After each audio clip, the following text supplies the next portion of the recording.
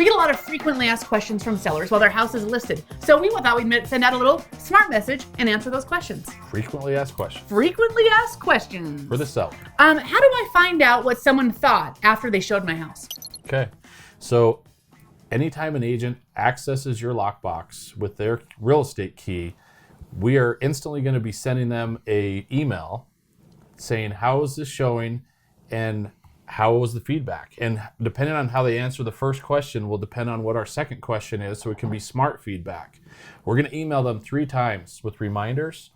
If we don't hear from them through the emails, we're going to text them 3 more times. We're going to call them 3 times. We're going to try to reach out 9 times. We're going to get feedback for the majority of those people, but some people aren't just ever going to respond to us, and we can't control that. So in itself, that's feedback, is that they're not interested. But it's very helpful. You'll get it as soon as we get it. There's no filter. There's no process on having it go to someone first. You'll get the feedback when we get it, and people love that. When do I move out of the house? When do you move out? Well, until the title company records the deed that takes your name off a title and puts the new buyer's name on title, you are the owner of that house. Which isn't when you sign it, right? A lot of people think that when they sign, it's not theirs, but yeah. That's right. So you'll sign up to 2-3 weeks sometimes before closing. Typically, it's a day or 2 before they record the contract. But you may sign way ahead of time, and the buyer may sign ahead of time, knowing that the date that it records is the date you have to be gone. And sometimes it's the same day you sign. Sometimes the same day. So we need to stay in open communication always with the transaction coordinator. When is the signing and when is the recording? Because those are 2 different days. We want to move out by the day it records because you no longer own the home. If you want to decrease your level of stress, then try to have it empty the day before it records. And then you can kind of clean and do those last minute things the day of. The people that kind of wait till that last day, it's really overwhelming because there's always more that you need to do. That's right. And sometimes do you think people move out thinking they've got to be out, but then closing gets delayed and you've moved out? Yeah. So be in good communication with other transaction coordinator, making sure everything's on track. Yeah. Yep.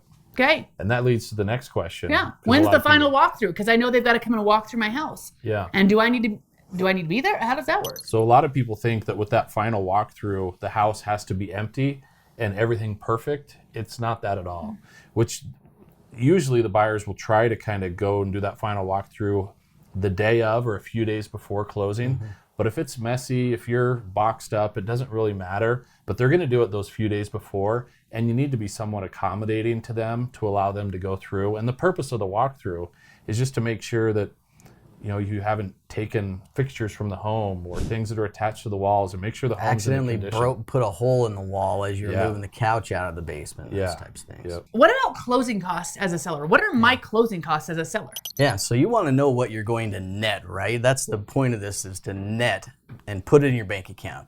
So you will get a net sheet that shows all of the purchase price minus all the cost and what is going into your bank account. Review that with your agent so you understand it inside and out. A typical rule of thumb is after our fees, you're going to pay about 1.5% to other closing costs. Let's talk about price reductions. If my house isn't selling, when do we reduce the price? Because I understand now price is important. When does that happen?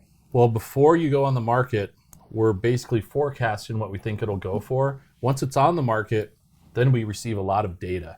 And our job is to basically translate that data into stuff that makes sense as far as how that reflects on price. So after 2 or 3 or 4 weeks, we're going to have a educated recommendation on where that price should be and what we need to drop it to get it sold in the next 30 days if it hasn't in the first 30 days. What about a home warranty?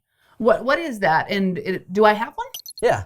Basically, a home warranty will cover the major appliances and mechanical parts of a home after the buyer purchases it.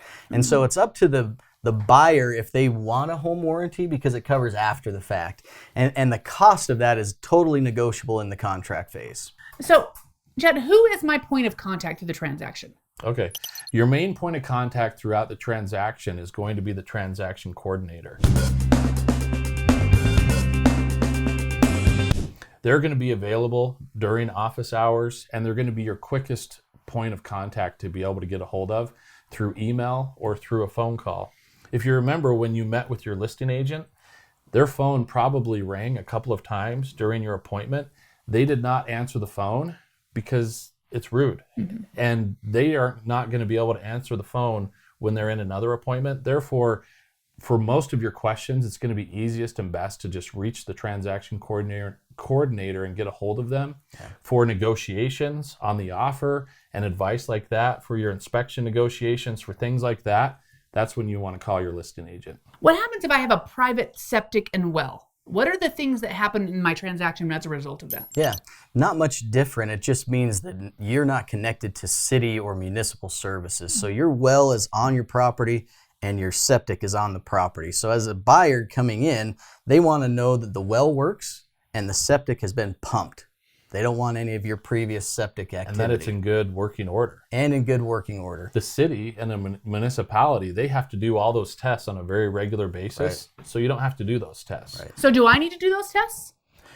Well, it's all part of the offer. That's They're right. going to, when you get an offer, it's going to say who is, more than likely, it is going to need to be tested and inspected, and they'll say who is in charge of ordering that and who is in charge of paying that. Yeah, so watch your paperwork and make sure you understand who's in charge of the order and the responsibility of paying. What if I can't remember? Who can I talk to about that? Well, the transaction coordinator. Transaction coordinator. And to set an expectation, usually we do see the owner of the home responsible for the testing and the inspection, but it is all negotiable based upon the offer. Great. Well, with good information, You can make good decisions. If you're enjoying this kind of communication with our smart messages, who do you know that you could introduce us to that we could help? Well, I think what people are going to love is that we're trying to answer questions before they ask them. But being in this business for a long time, we hear the same questions over and over and over again. Everyone's unique, but they have the same concerns because this is the process. So these smart messages, I think, are going to answer people's questions, and they're going to feel like they already know, and they feel more secure, and they feel like the communication and trust is there.